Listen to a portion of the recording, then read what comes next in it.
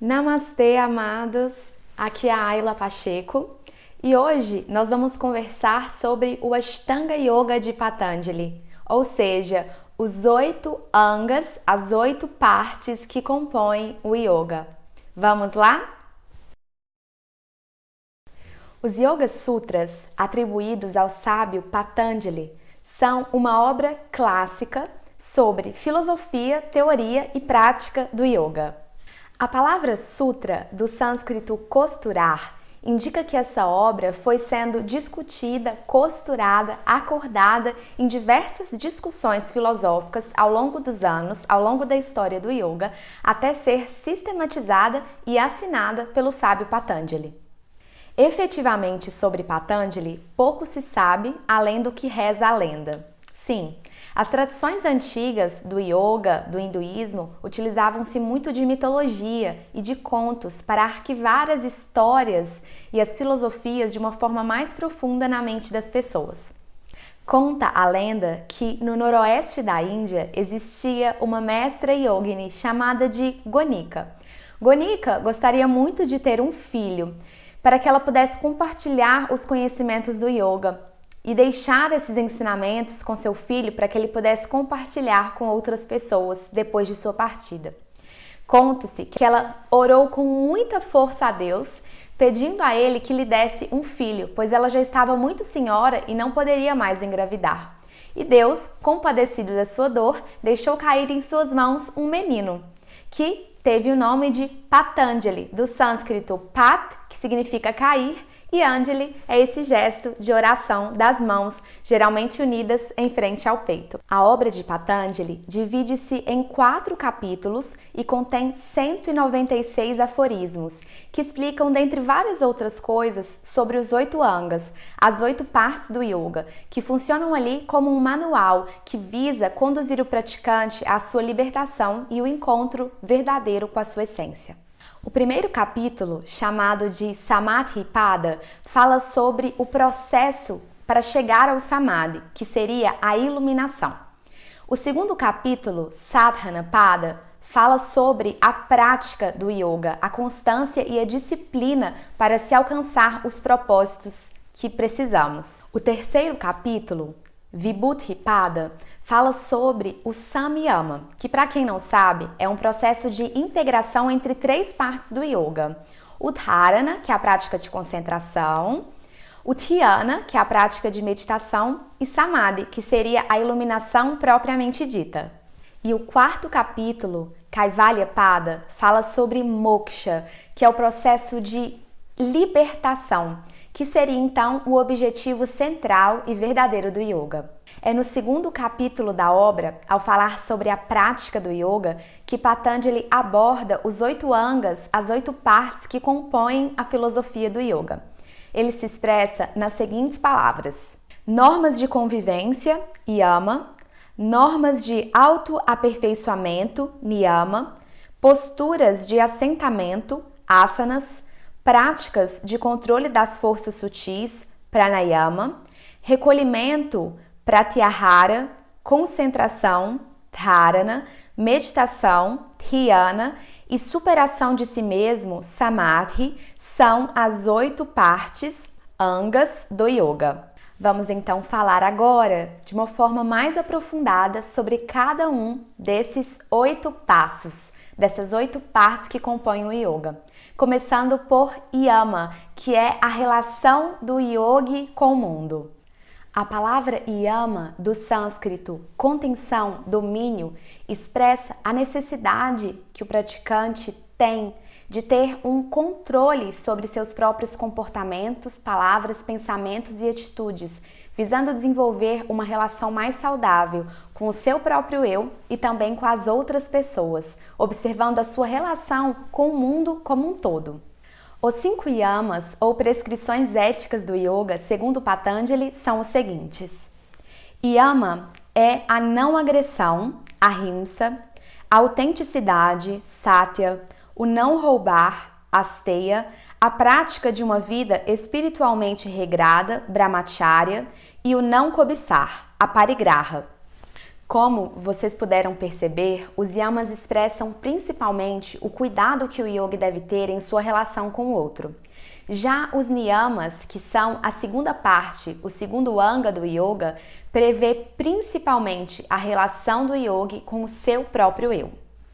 Niyamas, do sânscrito abster-se, representam as observâncias internas e a forma que o yogi expressa em sua vida pessoal, em seu coração, em seu íntimo, a vivência da filosofia do yoga, com persistência e dedicação. Os niyamas propõem um trabalho de olhar para dentro, de autoeducação, e propõem que o yogi pare de se distrair com os processos externos, que são muito estimulados pelos nossos 5 sentidos: o tato, a audição, o paladar, a visão e o olfato. Segundo Patanjali, niyama é a limpeza, saucha, o contentamento, santosha, o sacrifício, tapas, a busca do saber interior, svadhyaya, e a entrega ao Ishvara, chamada de Ishvara Pranidhana, que significa o indivíduo se entregar a uma consciência superior. O terceiro anga do Yoga em 8 partes de Patanjali é os asanas, que são as posturas psicofísicas do yoga. Hoje, os asanas talvez sejam a parte mais popular do yoga, porque assim, é realmente muito belo ver posturas muito bem executadas. Mas eu sempre digo e repito aqui que nós não devemos enxergar as posturas psicofísicas como a parte mais importante da prática do yoga. Inclusive, já está mais que provado que os asanas foram se desenvolvendo amplamente, na verdade, para que o yogi conseguisse finalmente sentar com conforto em postura de meditação. Por que isso? Porque quando a gente se senta para meditar, naturalmente uma série de inquietudes vem à nossa mente, uma fuga inconsciente do contato com o nosso eu. Porque quando a gente de fato mergulha para dentro de nós, ao contrário do que pensamos, não encontramos somente luz e alegria. No primeiro momento, podemos precisar realizar um processo terapêutico de libertação de memórias e com isso a mente se torna muito inquieta. Coça daqui, mexe acolá, a coluna incomoda de um lado, incomoda do outro. Com isso, acredita-se que os asanas foram se transformando em ferramentas para preparar o corpo e a mente para se meditar. E a meditação seria essa ferramenta no qual o indivíduo pode, de fato, encontrar-se com o seu próprio eu. Cada movimento do corpo que acontece dentro do asana estimula algo em nosso mundo mental. Por isso, eles são muito conhecidos como posturas psicofísicas, que trabalham corpo, mente e emoções ao mesmo tempo. Alguns estudiosos, inclusive, defendem a ideia de que os asanas, como conhecemos hoje, não são os mesmos asanas que Patanjali falava em sua obra. Eles dizem que o asana que Patanjali se referia diz respeito ao assento, ao assentar-se confortavelmente dentro do seu próprio coração. Porque naquela época as posturas ainda não estavam desenvolvidas como estão hoje. Então, se você gosta e se identifica com a prática física, maravilhoso! O importante é que você pratique, mas nunca se esqueça de tentar viver também a filosofia do yoga em sua vida. A conquista da estabilidade mental pode ser exercitada através dos movimentos do corpo. Através do corpo, o praticante busca uma postura firme e confortável.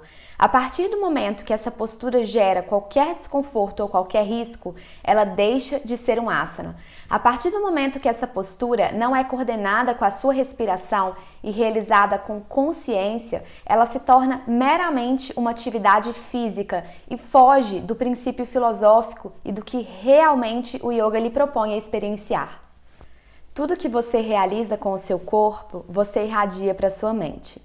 As culturas orientais acreditam que o nosso corpo, principalmente a nossa coluna, deve ser como um bambu, forte e flexível. Quando as tempestades chegam, os bambus se flexionam para todos os lados, mas dificilmente se quebram, porque ao mesmo tempo em que são fortes, eles são maleáveis. E assim deve ser o nosso corpo e a nossa mente. Os asanas são realmente ferramentas incríveis, mas atualmente existe uma hipervalorização das posturas psicofísicas em detrimento de outras partes do yoga que também são extremamente importantes. É essencial que a gente pense que os asanas não existem para massagear o nosso ego.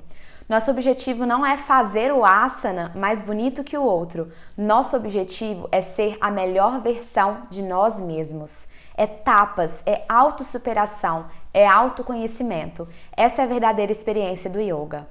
Vamos então ao quarto anga do yoga, os pranayamas, a regulação da energia vital ou prana através da nossa respiração.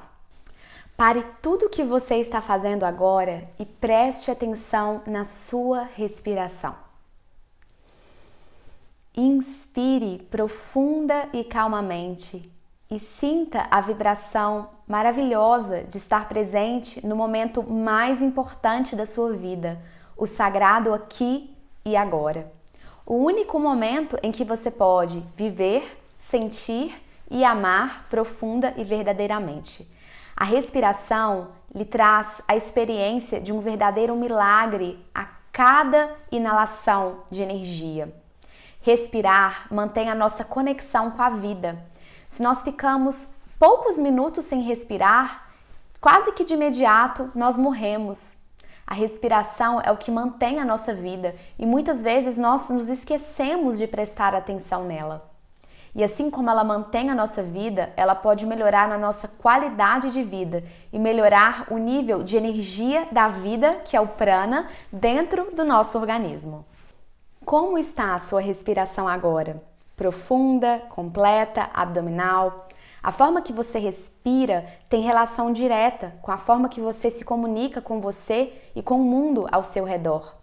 Uma respiração ansiosa geralmente é alta e insuficiente, utilizando muito pouco, quase nada do nosso potencial respiratório. Já uma respiração profunda nutre o nosso corpo, elimina a ansiedade e contribui com a nutrição também energética e não somente a física. Você já percebeu que no seu dia a dia, quando você vive alguma situação de estresse ou de tensão extrema, uma das primeiras coisas que mudam é a sua respiração? Ela se torna rápida, ofegante, acelerada, extremamente tóxica para o seu corpo. Assim como se você desenvolve o hábito de realizar uma respiração lenta, consciente, profunda e saudável, você estimula estados mentais de tranquilidade e de harmonia. Estudos indicam que utilizamos somente cerca de 60% da nossa capacidade respiratória. É muito pouco. Isso representa que a nossa cultura ansiosa respira principalmente aqui, na parte alta do nosso organismo. Então, ela não utiliza todo o potencial do nosso aparato respiratório, que é composto da parte alta, média e baixa. A respiração alta e rápida gera ansiedade e desgaste. A respiração profunda, lenta, através também do nosso abdômen e expandindo e utilizando todo o potencial do nosso diafragma, é uma respiração que nutre tanto o nosso corpo quanto a nossa mente e também nos alimenta de energia vital, trazendo muito mais saúde, consciência respiratória, corporal e saúde psicológica a todo o nosso corpo. Uma pessoa respira cerca de 23 mil vezes por dia. Se ela faz isso de forma errada, ela perde 23 mil oportunidades de nutrir o seu corpo de saúde por dia. Imagine isso em um ano, imagine isso em muitos anos. Imagine o quanto você está perdendo para a sua saúde física e emocional. Você já observou um bebê dormindo? Quando o bebê inspira, ele expande a barriga. Quando o bebê expira, ele retrai. É lindo de viver e é lindo de se ver. E nós nos esquecemos da nossa criança interior. A nossa criança interior, as crianças no geral, geralmente não são ansiosas ainda. Elas geralmente não estão contaminadas por esse fluxo frenético do dia a dia. Portanto, elas respiram com mais paz, com mais tranquilidade. E nós precisamos aprender a ser crianças novamente nesse sentido, de respirar com a pureza, a profundidade, a inocência e a reverência de uma criança. A vida começa com a primeira inspiração e a morte começa com o último suspiro. Atualmente, todas as áreas da saúde já comprovaram a eficiência, a eficácia das práticas respiratórias como ferramentas de autodesenvolvimento e de saúde física e mental. A medicina, a educação física, a fisioterapia, a fonoaudiologia e diversas outras seguem comprovando o quanto essas práticas são válidas e contribuem com a nossa qualidade de vida. A psicologia também, por sua vez, vem compreendendo que a respiração está vinculada, inclusive, ao dinamismo dos processos mentais. Por isso, se nós respiramos de uma forma consciente, plena, ou exercitamos um tipo de respiração específica, podemos, inclusive, terapeuticamente acessar o nosso inconsciente, trabalhando com a libertação de traumas, de registros emocionais negativos, dentre diversos outros acessos. A palavra pranayama do sânscrito é a junção de duas outras palavras, prana, que é a energia vital, e yama, que é o controle. Então, o objetivo do pranayama é ensinar você a absorver a energia vital utilizando a respiração como ferramenta. Não somente absorver, como exercitar, controlar e ampliar o nível de prana no seu organismo. Respirar plenamente exige que utilizemos toda a estrutura ósseo-molecular do nosso tronco, o que aumenta a elasticidade dos pulmões, a capacidade cardíaca e a mobilidade do aparelho muscular respiratório e, consequentemente, propicia maior absorção do oxigênio, purificação do sangue e revitalização de todo o nosso organismo. A respiração profunda massageia os órgãos internos, estimula o bom funcionamento de todo o corpo e favorece a homeostase. Esses são benefícios físicos. Os pranayamas, porém, proporcionam muito mais do que isso. Quando falamos de pranayamas, estamos falando da energia que confere vida. Pranayamas são, portanto, meios de aumentar a vitalidade. O quinto anga do yoga é o pratyahara, a abstração dos sentidos. O significado sânscrito de pratyahara pode ser compreendido a separar os dois termos que compõem a sua palavra. Prati significa aquilo que está do lado de fora e ahara significa alimento. Pratyahara seria, portanto, se alimentar com o que está do lado de dentro. Fazer um processo de abstração do mundo externo, de abstração de tudo que te distrai, especialmente relacionado aos 5 sentidos. 5 sentidos que são aqui considerados portais de comunicação com o mundo externo. E como nós queremos nos isolar do externo, fechando todos os sentidos externos de percepção, nós damos vazão ao nosso sentido interior. Pratyahara é uma etapa muito importante para a conquista da meditação, porque ele trabalha o autocontrole, a concentração e a estabilização dos nossos pensamentos. Pode ser considerado uma pré-meditação e consiste em um processo de isolamento das percepções externas, o que exige um extremo mergulho para dentro de nós. E, ao mesmo tempo, exige também a experiência do desapego, da autoentrega e do desprendimento de tudo que está acontecendo fora de nós. O sexto anga, a sexta parte do yoga, é chamada de dharana, que é a concentração. Segundo Patanjali, concentração, dharana, é a fixação de chitta, da mente, em um objeto. A maioria dos exercícios de meditação ensinados não somente no yoga, mas em diversas outras técnicas filosóficas, não constituem a meditação propriamente dita. É importante que a gente compreenda que meditação é um estado mental, é um estado de estabilização da mente, de expansão da nossa consciência, de acesso ao nosso mundo inconsciente. Portanto, a meditação não pode ser ensinada. O que se ensina é o dharana, que são técnicas, exercícios para se chegar ao estado meditativo. Tá, deixa eu explicar melhor o que eu falei. Você está em uma sala, ensina para um aluno, ou você é um aluno, e o professor te ensina a meditação, mas ele te ensinou a técnica e você não conseguiu meditar, você não conseguiu estabelecer o foco no presente e no seu objeto de meditação, que é o que a prática, o exercício do Dharana, da concentração, propõe. Ou seja, ali você está fazendo uma tentativa de meditar e não a meditação propriamente dita. Ficou mais claro?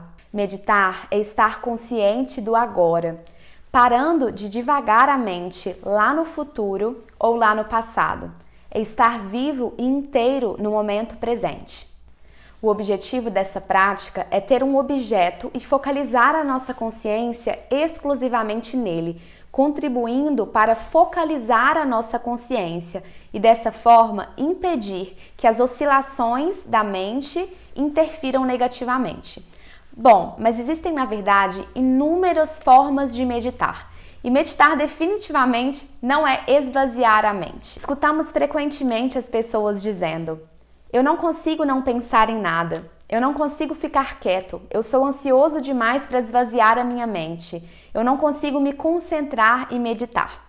Veja bem, existem inúmeras ferramentas que contribuem para que você consiga estabilizar a sua mente. Esses exercícios de Dharana, concentração, podem ser realizados não somente aqui na postura de meditação, sentado com a coluna ereta ao chão. Existem diversas técnicas e você precisa encontrar aquela que atenda a sua necessidade naquele momento. Silenciar e sentar aqui é sim muito importante também. Mas se você não consegue ainda fazer isso por um tempo maior, comece com 1 minuto, com 2. A nossa mente precisa ser treinada assim como o nosso corpo. Quando você começa a fazer uma atividade física, no início ela é difícil, ela é dolorosa, os músculos doem. Aos poucos você vai se acostumando com ela, vai podendo aumentar os pesos, vai intensificando os movimentos e pode até aumentar a sua carga, tornando o processo muito mais fácil e podendo sair de um nível para o outro. Assim também é a nossa mente e precisamos trabalhar com ela com paciência, com fluidez e principalmente com gentileza. No primeiro momento do convite de focalização da sua consciência, diversos pensamentos naturalmente podem chegar. Seja gentil com eles. Observe-os passando. Diga olá aos seus pensamentos. Obrigada por ter chegado, mas tchau, esse não é o momento de você estar comigo. Caso esteja muito difícil, muitas coisas estejam vindo e você esteja pensando em muitas coisas que você precisa fazer, no início, o que eu aconselho é que você passe para um papel todas as suas tarefas, todas as coisas que vão ficar te bombardeando de informações. Registre num papel e pense, está aqui. Quando eu terminar a minha prática, eu vou ter tranquilidade de voltar e executar todas essas funções. Mas agora é o momento de focar no meu próprio eu. É um momento dedicado a mim. Quando eu digo que existem inúmeras técnicas, eu quero dizer que em determinado momento, você pode meditar caminhando, você pode meditar se alimentando, você pode meditar lavando a sua cabeça, passando um creme no seu corpo, olhando com cuidado para os seus sentimentos, para os seus pensamentos, separando-se inclusive dos seus pensamentos, porque nós precisamos entender que nós não somos o que pensamos. Certo? E essa é uma prática muito importante. A gente conseguir olhar os nossos pensamentos de fora, como um mero telespectador, para que a gente compreenda que, por mais negativo que esse pensamento seja, ele é somente um pensamento. E os pensamentos podem ser mudados. E quando você de fato consegue experienciar essa focalização da consciência em um objeto, e se estabilizar por alguns instantes, a experiência de plenitude e de bem-estar de quando você volta dessa imersão é muito especial. O sentimento de paz interior, de relaxamento. E eu quero que você reflita sobre um processo muito importante que pode representar a sua autossabotagem. Não é tão fácil assim não fazer nada. Pense nisso. Pense no quanto você pode estar se ocupando para, na verdade, fugir do seu próprio eu. Não fazer nada pode ser uma das tarefas mais difíceis que o seu eu já pôde experienciar? Reflita. Chegamos então ao 7º Anga, que é Dhyana, a meditação propriamente dita, que, como explicamos anteriormente no Anga de Dharana, não pode ser ensinada, pode somente ser vivenciada. É uma experiência subjetiva, individual e pessoal. E para você realmente entender o que é a meditação, você precisa não apenas me ouvir, mas principalmente praticar para então entender. E é justamente a prática de Dhyana, a prática genuína do processo meditativo, que nos conduz finalmente ao 8º Anga do Yoga, Samadhi, a consciência plena, a iluminação.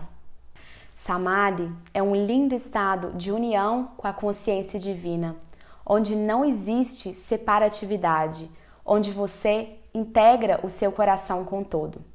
E é essa experiência de Samadhi, a iluminação, que conduz a moksha, que é o objetivo principal do yoga, que é a libertação. É muito importante a gente dizer aqui que a gente está falando do objetivo final dessa filosofia, que, gente, não é algo fácil para ser conquistado. Nós somos seres humanos, né? Então, todos esses ensinamentos, todo esse lindo caminho que o yoga nos propõe, são ferramentas para que a gente em algum momento chegue lá, ou para que a gente caminhe em direção a esse objetivo. É muito importante que a gente não se iluda com esse estereótipo de iluminado, né? Porque praticar yoga não te torna melhor do que ninguém. E, na verdade, se nós estamos todos encarnados neste planeta, somos todos iguais. Então, vamos parar também com essa história de mestre iluminado, de professor grandioso. Os professores existem, os mestres são sim missionários, mas ninguém é melhor do que ninguém. Você não é inferior a ninguém e ninguém é superior a você. Somos seres espirituais passando por uma experiência humana, todos de mãos dadas. Nesse caso, através da filosofia do yoga, mas caminhando juntos em direção a um propósito maior. Então é isso, é essa mensagem que eu gostaria de deixar hoje, e nunca se esqueça que yoga é 99% prática e 1% teoria, mesmo eu tendo falado sobre tudo isso hoje com vocês. Então pratique, pratique, pratique, pratique e perceba a transformação verdadeiramente acontecendo na sua vida. Eu espero que você tenha gostado desse vídeo. Fica um abraço forte no seu coração e namastê. Até mais!